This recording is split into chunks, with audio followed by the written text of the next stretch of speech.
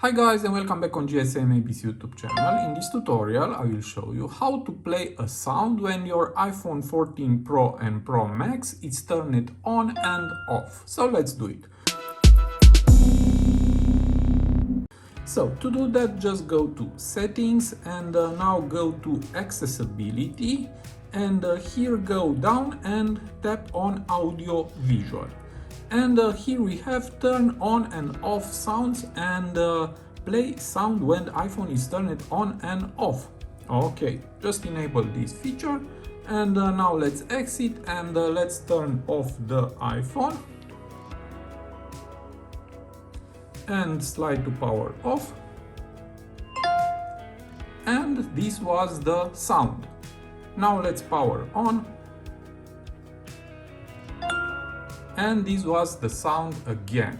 So this was my tutorial. I hope to be useful for you and see you to the next. Have a nice day.